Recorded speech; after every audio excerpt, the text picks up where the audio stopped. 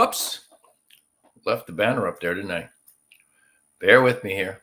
This is one of the bugaboos of producing your own show. There we are. Greetings and welcome. You are watching the New Thought Media Network. I'm Ken Ludwig, and this is the Vibrant Living Hour. Hope you're having a fabulous day wherever you are, living your best life, doing everything that you can possibly do to make yourself happy, healthy, and prosperous, and a beneficial presence on the planet. Hope it's all working for you. So, this is actually, this is the first show of 2022. I was planning on doing shows every week this year, but that didn't happen. Have a little CBD infused coffee. You want to have a really nice pick-me-up in the afternoon? CBD infused coffee. I put, it comes in a little straw stick, and I put it in, I brew a cup of coffee in my espresso machine, with just half the amount of coffee I would normally use, and I mix it with this straw stick of CBD infused coffee. Really, really good. And the thing I love most about it is it's 4 o'clock here on the East Coast, and I can actually have a cup of coffee at 4 o'clock in the afternoon and not have it keep me awake. I don't know what the CBD does to prevent that, but all I can tell you is it works, and I enjoy my coffee. So, cheers. I'll show you this shirt. Dream, believe, persist. Great shirt, huh? I think that comes from the Growing Bolder people. Some people we've talked about in the past, without a doubt.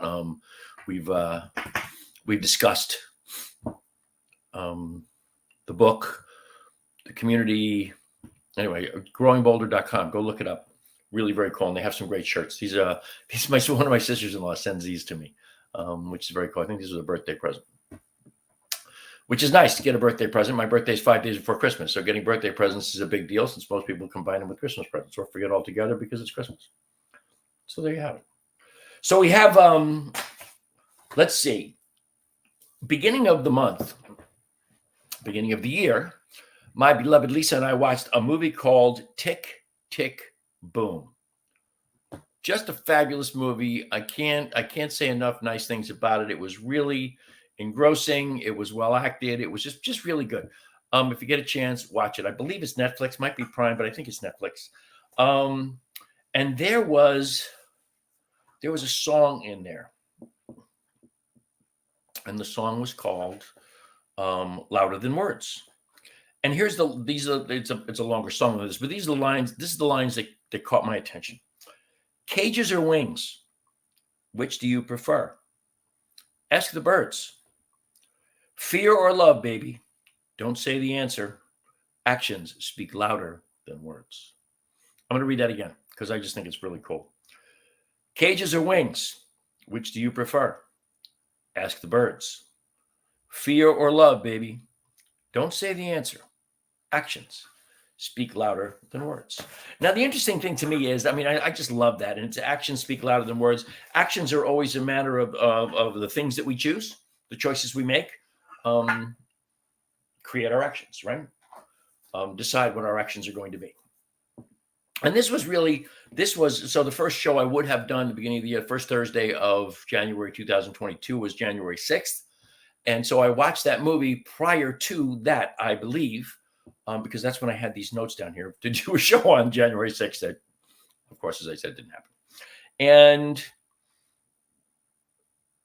interestingly enough, in the last several days, I've had just several different opportunities to reflect on the idea of choice and making choices and the choices I've made and am making.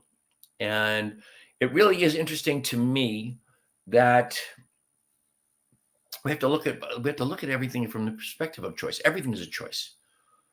And so if things are not going the way I want them to go, it's because of choices I have made or maybe I'm even making. So, Ernest Holmes has a couple of great quotes about choice. I'll read one of them right now. We cannot lead a choiceless life. Every day, every moment, every second, there is a choice. If it were not so, we would not be individuals. Every moment, every second is a choice. Always. We don't choose to beat our heart. We don't choose to breathe. The divine beats our heart and breathes our lungs. But everything that we do in this life, everything that we physically, that we commit to do, that we consciously do, some cases unconsciously do, but cognitively do, let's put it that way. Everything is a choice. And I guess I'm taking it very personally, because there are some things in my life that are not the way I would like them to be, that have not been the way I would like them to be, and are not necessarily better. And that is because of choices I have made or am making. And obviously, if you want to change what's going on in your world, change your choices. Pretty simple. Simple thought, easy to do. Hell no. Because our choices are part of our embedded preconceived notions, our embedded prejudices, or as Thomas Horror would say in existential metapsychiatry, our self-confirmatory ideation. The ideas that we have, the actions that we take, the beliefs that we profess, and the things that we project into the world that confirm who we are. And sometimes that's not necessarily the truth. It is to confirm choices we've made as being us, which, again, may not be the truth. So I don't know if you watch TV. I don't know if you're a fan of this show, that show, the other show, but I am a huge fan. My beloved Lisa and I are both huge fans of Yellowstone. I certainly understand it's not everybody's cup of tea. It can be very violent. It can be a little crazy to even conceive of the idea that Taylor Sheridan, the guy who writes the show, has taken some real serious aspects of frontier justice of the Old West and brought it into the 21st century and the largest ranch in Montana or the world or whatever the heck the Dutton Yellowstone Ranch is supposed to be. But it's become such a popular show. I just finished the 4th season. I'm like I said, I love the show. I've always been a fan of Kevin Costner, but maybe after Dances with Wolves and Field of Dreams, more dances than anything else, I became a huge Kevin Costner fan, and he's just off the charts spectacular as John Dutton in Yellowstone. Just love him there. And the popularity of the show has created 2 spinoffs, one of which is going to be called 4 Sixes. That's actually a real live working cattle and horse ranch. I think more of the horse ranch than anything else, but a cattle and horse ranch in Texas. And that spinoff will start sometime in the next year or so, I guess. But there's one that's playing right now. We just finished episode 5 of it. And I think there's probably going to be 10 like there are with Yellowstone. We just finished episode 5 of 1883. It stars the one and the only, the beyond magnificent Sam Elliott and Tim McGraw, the country singer. But it also stars his wife, Faith Hill, as his wife in the show. And they are the Dutton ancestry. He is James Dutton. She is Margaret Dutton. And they have a daughter named Elsa, who is played by Isabel May. And they have a young son who is John and would be, so far as I can discern, I really haven't said this, but he is the grandfather of, he is the father of John Dutton. Is that right? He's the father or the grandfather? I'm not sure. He's John. He's probably going to be John Sr. John Dutton is John Jr., I believe. So it's probably John Dutton's father. And that's all background, really. The show is being very much driven by the female characters, which is really extraordinary. And the whole story is being narrated by their 17-year-old daughter, Elsa, which is Belle May's character. And it's really fascinating how they're putting it together. And I'll tell you what, I've read lots about the making of Yellowstone, the making of 1883. I've read lots of things from the actors of these shows, and they all say the same thing about Taylor Sheridan, the writer and director, and I believe main producer of the show, that he is, if not the greatest, one of the greatest American writers alive today. Not going to get any arguments for me watching this show. But the way he has put this together is genius, I think, to have the daughter narrating the entire progress of the show, but also the kind of an underlying philosophy that is developing within her around the brutality of the prairie, the brutality of the trip from Texas to Oregon, just the brutality of She says the land has no mercy. They've gone from a land of no responsibility to a land of no mercy. And talks about she personifies the rivers, the mountains, the prairie, the snakes. She personifies them as things that are basically there to prevent, if you will, them from making their progress across the prairie, across the trail. So there was another movie, by the way. I'll skip that. This is from. No, it's not from that. It's from another movie. Oh my goodness, I don't remember that movie. Yeah, it was. Hang on, I'm making a note to myself here, so I give you this because these are just little tidbits of life that I love. That I just, our society is driven by media in so many different ways. And, from the media that we refer to as the news and that kind of stuff to garbage media like Fox, to social media, which is just my mother once said the internet is the devil's conspiracy or something. And part of me says my mother didn't know a damn thing about the internet, but she sure had that right. But that's part of the media. But our entertainment media, television, movies, whatever, podcasts at this point in time, this show, this is part of the media. And I am fascinated by the little tidbits of beauty and reality that fall into these shows or come from these shows that we get to absorb. And back to 1883, let's see if I can stay with one topic for more than 30 seconds. Maybe I'll have another cup of coffee. Maybe I'm not talking fast enough. Hang on.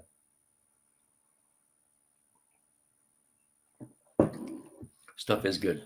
I love it. And you get that. I don't remember if it's 5 or 10 milligrams of CBD, which is a pretty decent dose in the afternoon. I take a little CBD in the morning, and I take CBD before I go to bed at night, of course. And you all know, if you watch the show, HempWorks, HempWorks.com/Ken Ludwig, if you want to go to the right page, is the sponsor of the show. So this CBD infused coffee is a HempWorks product, and I love it. Back to 1883. In a scene in the show where the young daughter, Elsa, has fallen in love with one of the cowboys, and her father is like, of course, the dad of a 17-year-old, as we all would be. He's like going to kill the first guy who looks at her cross-eyed. But her mom is very concerned with the fact she's becoming a woman, and she's going to do and think and have womanly experiences, and she's afraid or nervous. And so they have a little conversation, and her mother is telling her to be careful, basically. And the name of the episode is called The Fangs of Freedom. And in this particular conversation they're having about this young lady getting older, her mother says to her, freedom has fangs. Every choice you make has fangs. And I stopped to think about that. I mean, it's kind of a fatalistic point of view, really. Every choice we make has fangs. And I think probably, if I analyze that a little bit, it's true. Every choice maybe has two aspects. Maybe I don't know what to call the other. Maybe every choice has a kiss or it has fangs. It has an embrace or it has fangs. Depending on what you do with the choice that you make, it can have fangs. And it can be anything from disappointing to deadly. And that's the point that she was making. And I love the point. I just love the point because it's, it blended into this thing of choice that I've been coming upon on a regular basis here out of nowhere. Now, I have a spiritual circle that I belong to that my beloved Lisa and I participate once a month, and we have not participated for at least 2 months because of the move from Colorado to North Carolina and blah, blah, blah. Change in time zones. We have one couple's in Hawaii. Everybody else is in Colorado, and Lisa and I are in North Carolina. So we're covering 5 time zones. So when we do a spiritual circle here, we just participated for the first time in our January circle here a week ago, Monday, I guess, a week ago, Tuesday. We participated in it, and it was really very cool. But they did it at 6:00 Eastern time, just so Lisa and I could participate, because we usually go till like 8, 2 hours or so. But our 6:00 start time was 1:00 for the folks in Hawaii. So it's I guess it's a good thing that everybody in the group is in our age bracket. We're all at least in that space of leisure where we can enjoy having a phone call like that most any time of day. So in that spiritual circle, a couple of things came up around choice, of course. And one of the members of the group, Larry read something from the Stoic era, from a Stoic in particular, Epictetus. And he then sent it to us, a couple of different things from the Stoics to us. And I found it fascinating that I never opened them until when?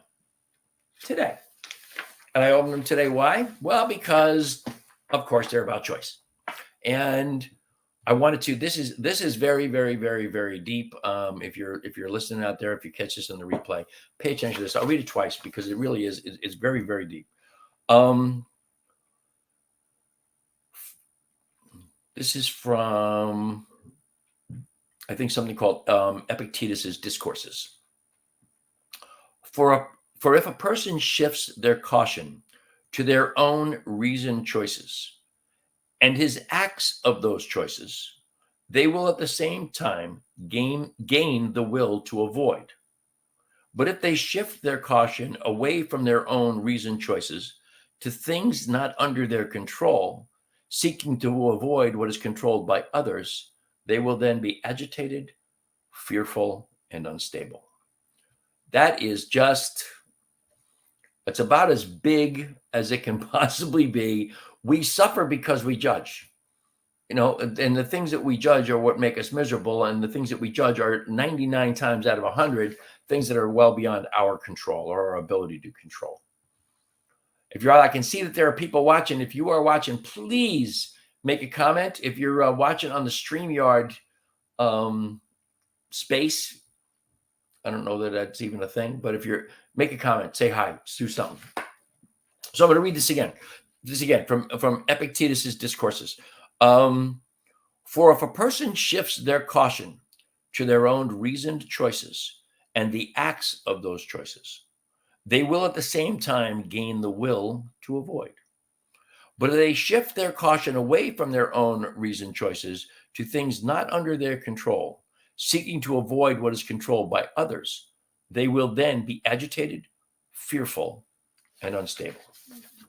Now, excuse me, the whatever the source was for that originally, there was a commentary from the person who put that quote up, and I don't know who that person was. And but so this is their commentary on what Epictetus has to say. The image of the Zen philosopher is the monk up in the green, quiet hills or in a beautiful temple on some rocky cliff. The Stoics, which is what Epictetus was, a Stoic. The Stoics are the antithesis of this idea. Instead, they are the man in the marketplace, the senator in the forum, the brave wife waiting for her soldier to return from battle, the sculptor busy in her studio. Still, the Stoic is equally at peace. Epictetus is reminding you that serenity and stability are results of your choices and judgment, not your environment. If you seek to avoid all disruptions to tranquility, other people, external events, and stress, you will never be successful. Your problems will follow you wherever you run and hide. But if you seek to avoid the harmful and disruptive judgments that cause those problems, then you will be stable and steady wherever you happen to be. Wow. I'm just blown away by it. I'm going to read that one little section again. If you seek to avoid all disruptions to tranquility, other people, external events, stress, you will never be successful. Your problems will follow you wherever you run and hide. But if you seek to avoid the harmful and disruptive judgments that cause those problems, then you will be stable and steady wherever you happen to be. just an incredible commentary on choice. The choice to absolutely be totally responsible for my own thoughts, what it is I am thinking, to know that I will absolutely have the ability to avoid all sorts of distress in my life if I simply do not engage in what is beyond my sense of control, my ability to control. If I simply live within the boundaries of who I am, stay in my lane, live within the boundaries of who I am and what I know and what I believe, and stay there and not be bothered with what others are doing, how they're doing it. I just think that's a great thought. And is again, hi Wayne, how you doing, buddy? There's one person making a comment. I can see there's more people out there. If you want to make a comment, I'm thrilled to hear your comments. Go look up Epictetus and just take a look at the ideas of Stoicism, and it's very interesting. And I guarantee you will not be disappointed. And just so you know, Epictetus is spelled Epictetus,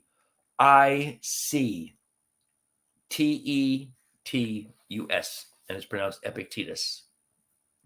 So there's a little piece there about just choices we make.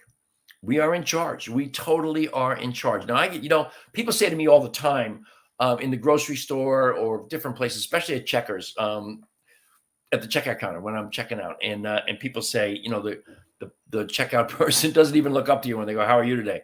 And I always say, "I'm magnificent. I'm fabulous. I'm wonderful," something like in that regard. And I always get their attention. And of course, I always say, "And how are you?" And I think probably more than half the time, I up level their response just simply by mine. And a lot of you have heard the story about, years and years and years ago, I made the determination. I just made the decision. I am never, ever, ever going to say, "I'm hanging in there. I'm doing okay. Same crap, different day." I'm not going to say those things anymore. I was always going to have a positive response to the question, "How are you?" Didn't matter whether it was sincerely asked or otherwise. And to this day, that's what I've done. And I have continuously up-leveled that from great to perfect to wonderful to fabulous and magnificent, which are my typical responses. I know that I certainly up-level my own mood when I respond that way. And people ask me, "How do you do that? How do you stay positive like that?" And my answer is really simple. It is a choice I make before I get out of bed in the morning. I have a series of things I say before I get out of bed. Those of you who have watched the show for any amount of time know that I have been experiencing I've been experiencing some degenerative disc issues in my spine. So I've rearranged what I do physically to take care of that, to mitigate the pain, to mitigate the deterioration. And it starts with a series of stretches I do in bed in the morning before I even get up. I do several stretches. And I say a series of affirmative things that I've been saying for many, many years. And I'll tell you them because there's nothing there to be secret about. The things I say are, "Good morning, God. Thank you for this day. I have always been joyous this day." And that's kind of a nod to the holistic and quantum nature of the universe, that every single thing that is happening has always been happening and will always happen. It is just one continuum. There is no actual time involved. Every possibility of life is happening all at the same moment. So I have always been joyous this day. I have always been healthy, happy, and pain-free this day.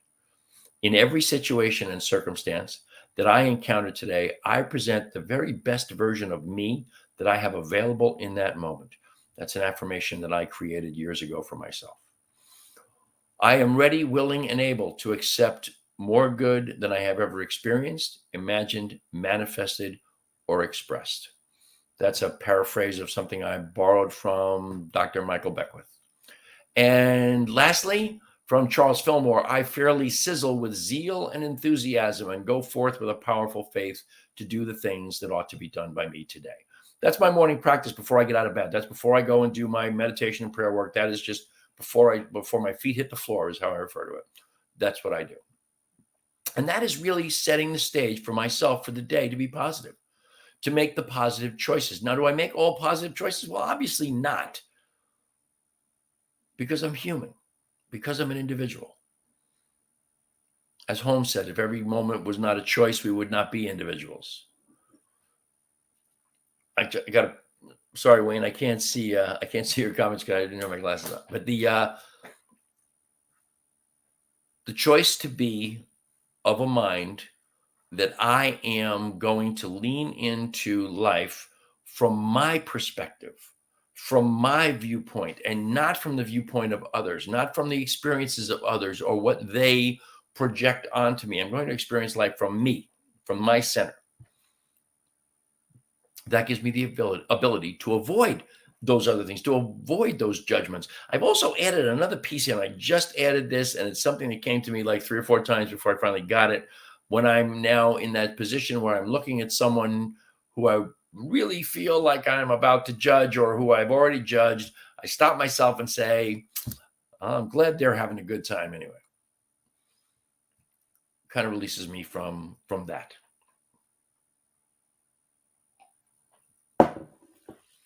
The other thing that Ernest Holmes said, where'd that go? It's over here. There it is. The other thing that Ernest Holmes says, does this thing I wish to do express more life, more happiness, more peace to myself, and at the same time harm no one? If it does, it is right. It is not selfish. And for my purposes, so does this choice I'm about to make reflect my desire to show up each and every moment of each and every day as a beneficial presence? If every choice I make gives me the opportunity to show up as a beneficial presence in this world, then those are good choices, because obviously they harm no one. And obviously they're going to bring me more joy and make me happier, make me feel better about my life, give me more peace and more happiness. Excuse me, and express just more life in general.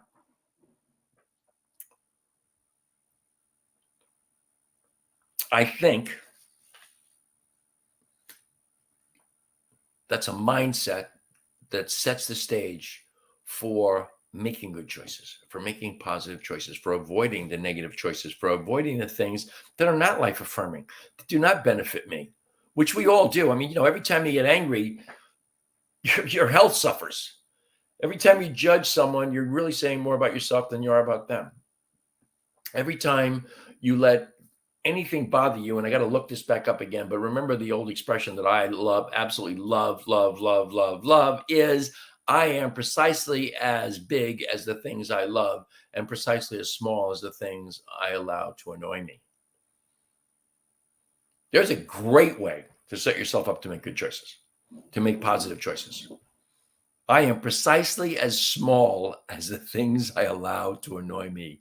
Oh my God. Does that really make you stop and go, am I really that small? Am I that big a jerk that I'm going to do that? That I'm going to say that? I'm going to feel that? Interesting thought. Find different ways to set the stage. I'm working on it. I'm working on it every single day because I absolutely know in my heart of hearts that being in control of the positive aspects of my being is what creates my happiness. If I try to be in control of the things that are other people's business, I'm SOL, if you know what that means. I have one more piece that came to me. And I'm sorry for all the things I'm reading here today, but this is very interesting. I thought that these things have come to me on this same subject of choice as I was contemplating doing a show on choice. That's not true. As I was just contemplating more and more things about choice that then led me to want to do a show about choice. Now that's the truth.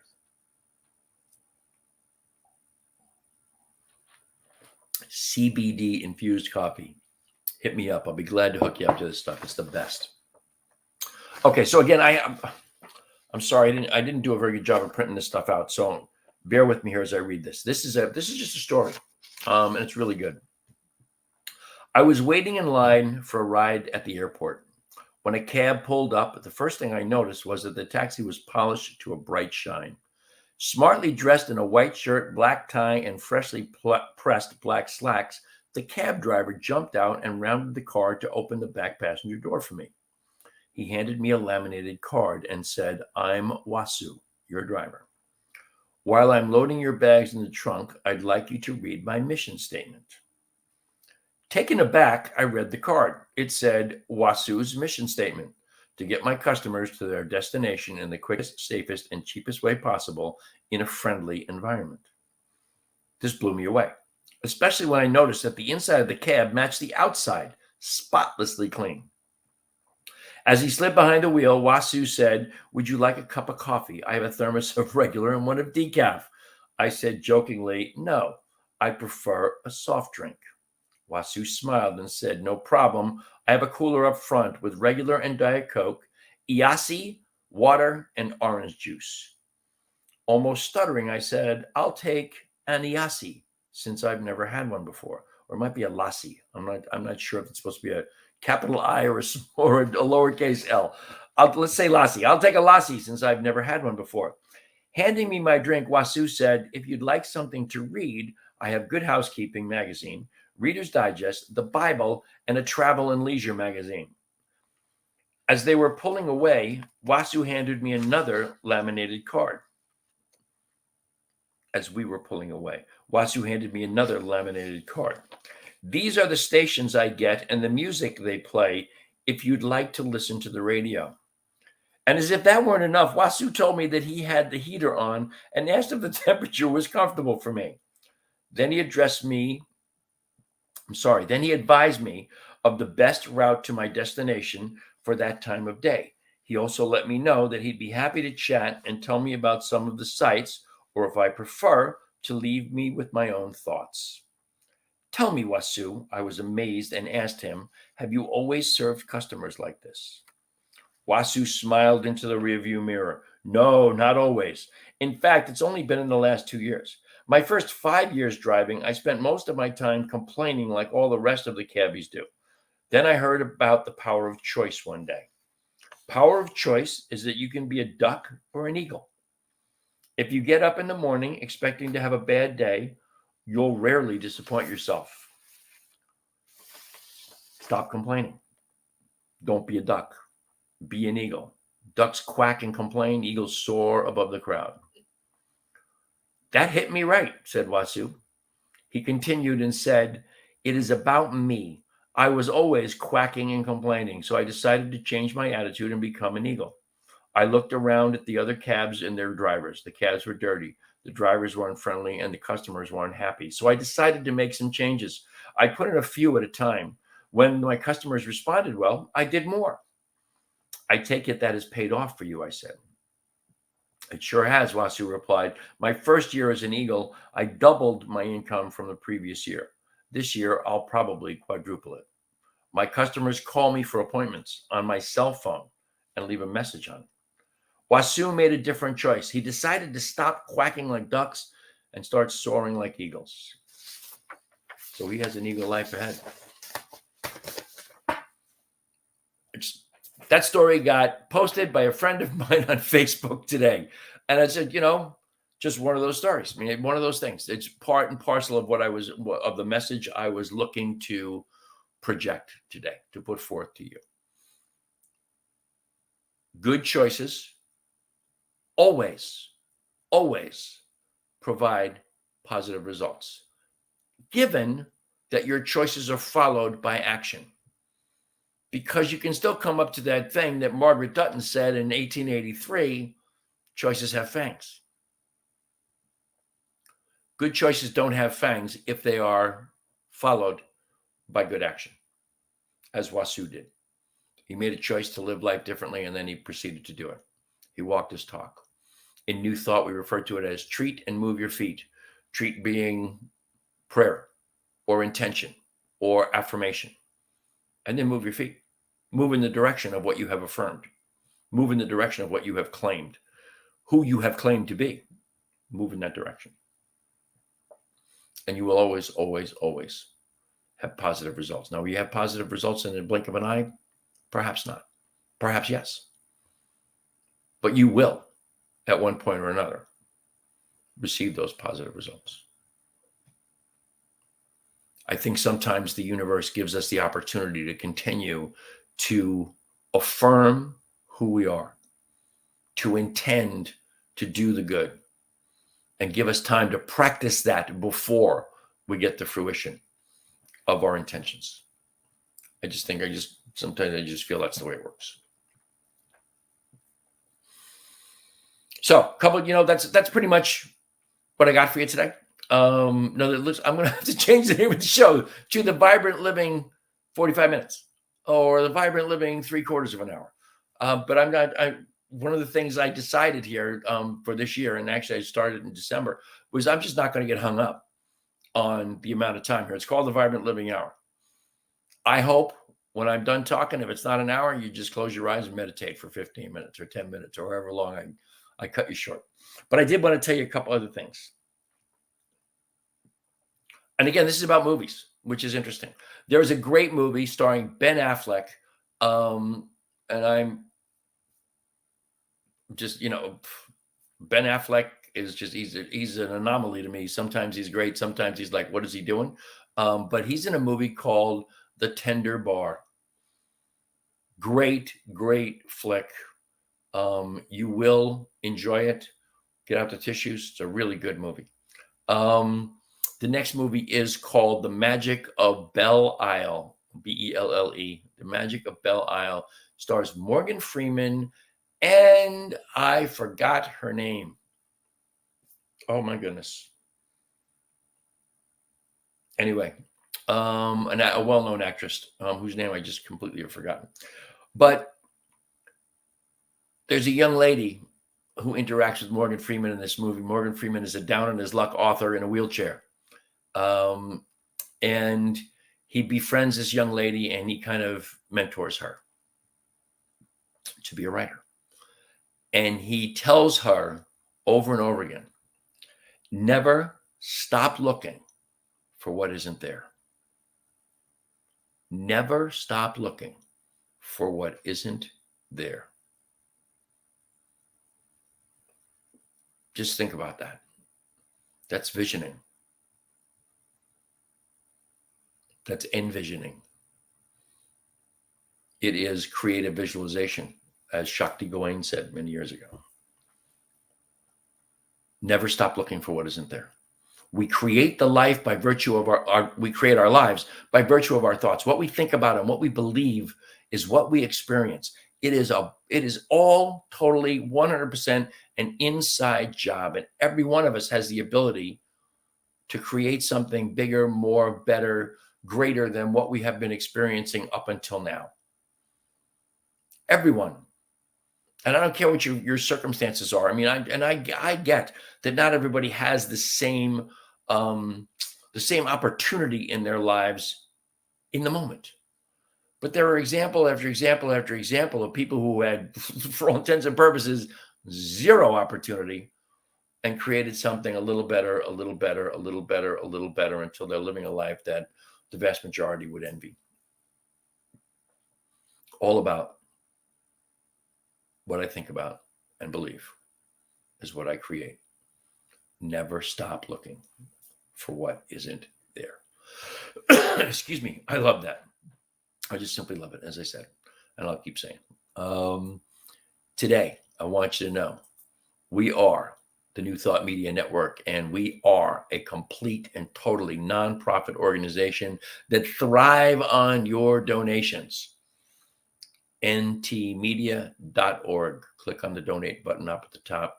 We are very, very grateful for anything and everything that you would give to us. We're thrilled to get your donations. ntmedia.org. Click on donate. You want to reach me? That's not it. If you want to reach me, you can send me an email, teamrockitnow@gmail.com. You can reach me on my Facebook page, Ken Ludwig, or you can reach me on my beloved Lisa and I have a branded Facebook page called Vibrant Aging. You can go there. You can actually watch this show on Vibrant Aging or my Facebook page, Ken Ludwig. You can also watch it on Coach Ken Ludwig, which is another one of my pages. As I mentioned earlier, the sponsor of this show is HempWorks, just the greatest CBD products in the world. There are no greater CBD products, and we have a price structure that is second to none. And again, my CBD infused coffee, just fabulous this day. I love it. And we'll finish the cup. So that's it for me today. As always, I am immensely grateful for the incredible gift of your time and your attention. I hope you will join me next Thursday and every Thursday at 4 o'clock Eastern Time, 2 o'clock Mountain. If you have thoughts, ideas, if you want to be a guest on this show, reach out to me. I would love to have you as a guest. If you've got something legitimate to say in the realm of new thought, spirituality, just something that's uplifting the general consciousness. It does not have to be spiritual. Something that uplifts the general consciousness. I'm here. I would love to hear about you, hear about what you're doing in the world. So I love you madly. Thank you very much again. I'm greatly blessed by the gift of your time and attention. I hope you join me next week. And until then, my friends, namaste.